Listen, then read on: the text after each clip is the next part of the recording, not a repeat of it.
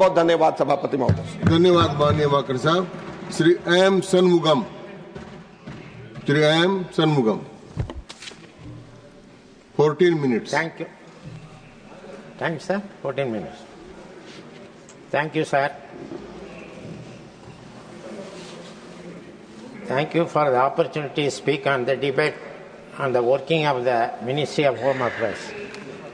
The main task of this ministry is to maintain internal security, and towards the end, they have the armed forces like CRPF, CSF, etc.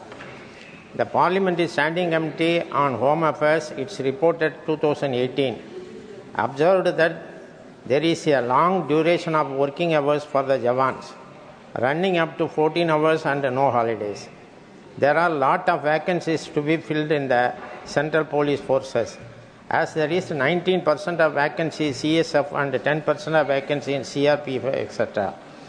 Because of work stress and burden, they are mentally stressed, and the suicide rates are also higher among the Central Forces. In the last 5 years, 730 Jawans have committed suicide, and last year the figure was 134. I would therefore urge the Honourable Home Minister to ensure that proper working conditions are provided to the police Jawans and to fill all the existing vacancies so that they do not overstrain in the duties. There is a provision of budgetary funds, modernization of police force, namely for purchasing modern weapons, surveillance equipment, protective gears, etc. But the utilization is very poor in 23-24, only 48%. 24-25, only 61% were spent. When the state like Tamil Nadu are asking for more funds, modernization of state police, I do not know why the Honourable Minister is not giving funds to instead of surrender the amount. In the year 2023, Honourable Minister took pride to replacing 3 British-era criminal laws like Indian Penal Code, Code of Criminal Procedure, the Indian Evidence Act, and replacing Bharatiya Nyaya Sankhita Nagrik and other Sanskrit names, which 50% of the people are not able to understand what is it. Even High Court judges have observed that there is a lot of confusion. Lawyers have demanded for more time to put them into force. I would therefore urge the Honourable Minister, when the nation is very big and a lot of languages are spoken in the people, as mentioned in the 8th schedule of the Constitution, the Hindi is being imposed by way of Sanskrit, the title to these 3 laws. Another major concern is rising cyber crimes in the country. Criminal activities like electronic hacking, credit card fraud, child pornography, virus attacks are to be addressed by the Union government. They should strengthen the cyber security infrastructure, raising public awareness, effective implementation of cyber security measures. Once a cyber crime is reported, the agency should respond immediately, and all measures to track that link should be taken so that there will be differences among the preparators of such crimes. Disaster management is one in domain of the Home Ministry, and we from coastal states are subject to natural disasters like cyclone and floods. For providing relief of the disaster-affected people and to restore infrastructure, our state government demanded nearly rupees 36,000 crores for disaster management fund, but you have released only 270 crores, which is why this kind of stepmother treatment towards the BJP state like non-BJP state like Tamil Nadu. Jammu and Kashmir has been made a union territory by abrogating Article 370 and downgrading the state. At the time, the Honourable Minister has given assurance that Jammu and Kashmir would be given the status of the state at the earliest. Now, more than 5 years passed, and a popular government is functioning there. But they are not able to function effectively because of the UT status. On behalf of my DMK party, I urge upon the minister to fulfill the assurance given by the parliament and make J&K a full-fledged state this year itself. Manipur. In early 2023, Manipur began witness ethnic violence between Kuki and Maitri communities. More than 250 people were burnt alive. Besides, 60,000 people have been refugees in their own state of Manipur. Schools have been damaged and churches were demolished. Many of their belongings have been badly destroyed.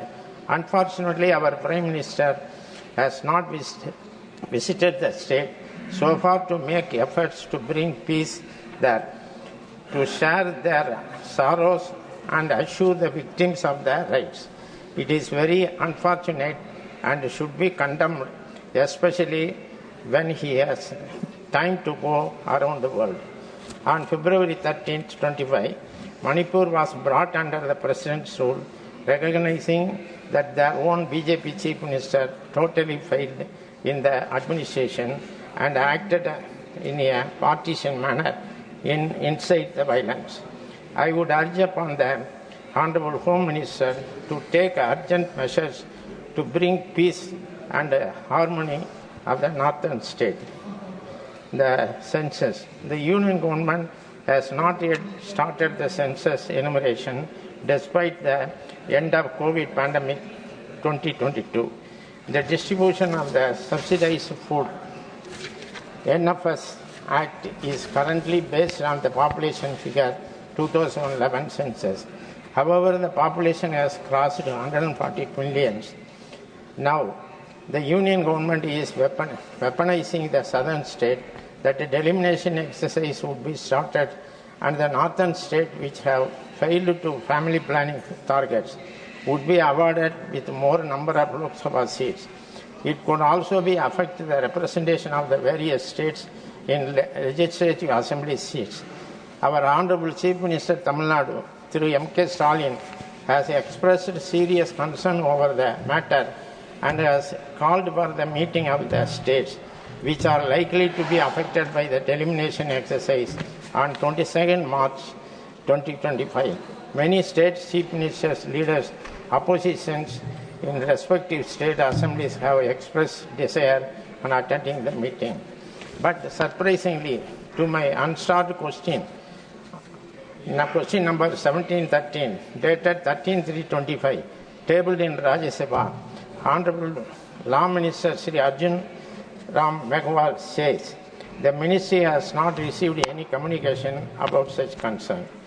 At the same time, when the Honorable Home Minister Sri Amit Shah came to Chennai, 7th March 25, he said there won't be any decrease in the number of Lok Sabha constituency in Tamil Nadu, but it has created more confusion than solution.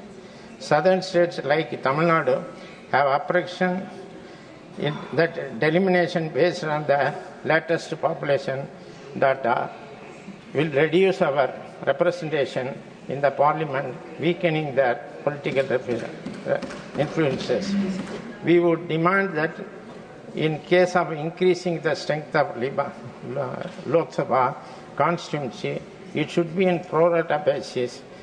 I request the Honorable Home Minister has to enumerate the points during his reply.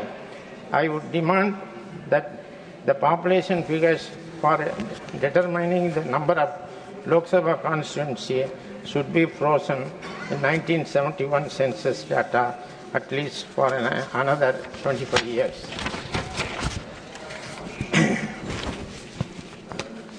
Citizenship Amendment Act was passed by the Parliament despite the vehement opposition of the bill. Consequently, there was a lot of agitation and apprehensions created among the minority community. It confers Indian citizenship for persecuted refugees of religious minorities from Islamic countries, Afghanistan, Bangladesh and Pakistan, who arrived in India by 2014 The eligible minorities were stated Hindus, Sikh, Buddhists, Jain, Parsis, or Christians.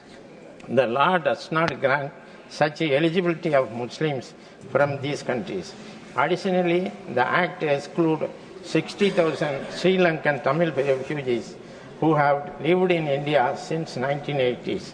The Act was the first time that religions had been overtly used as a criterion for citizenship. We demand that minority Muslims community, along with the Sri Lankan refugees, should also be included CAA by bringing suitable amendments. Sir, the government of Tamil Nadu sent a proposal to finding lasting solution Sri Lankan Tamils who are in refugees camp and outside, enabling citizenship and overcoming barriers.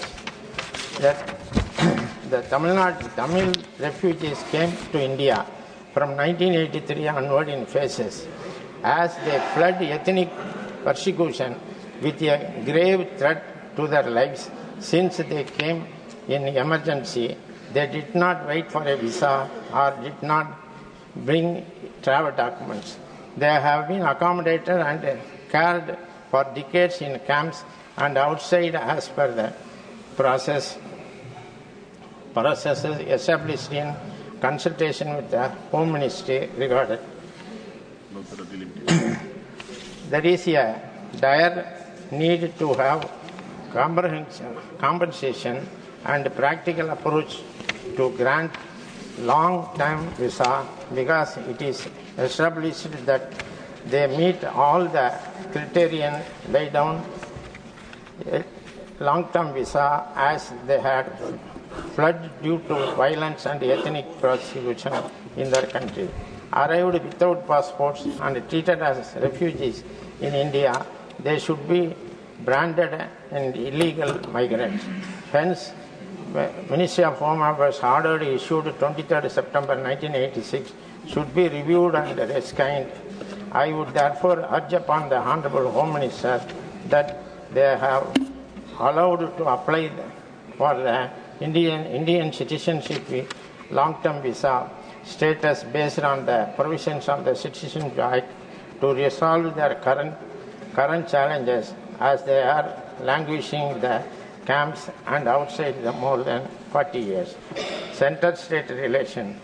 It is known to whole House that this BJP government is treating non-BJP ruled states as second-class citizens and discriminating the allotting funds under various programs.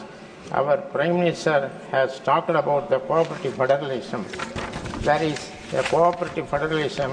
Governors of the non-BJP ruled states are being used as an agent of the union government.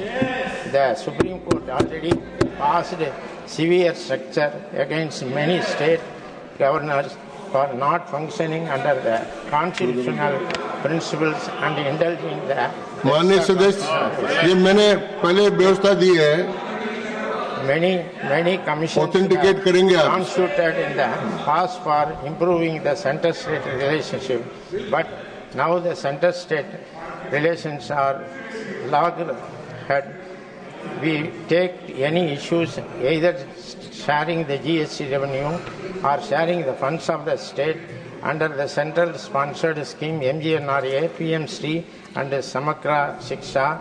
I would urge upon the government to follow up the federal principles, enshrine the constitution and to treat states as equal partners in the growth of the nation. If the states are developed, भाषण समाप्त माननीय सदस्य only in the nations.